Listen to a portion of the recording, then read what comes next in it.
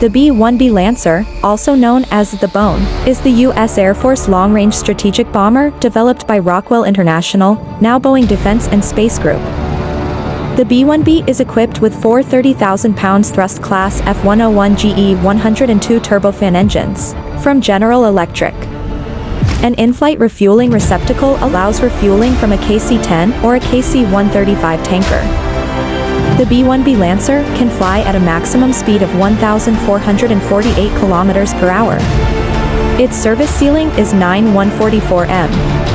The aircraft weighs around 86,182 kilograms, and its maximum takeoff weight is 216,363 kilograms.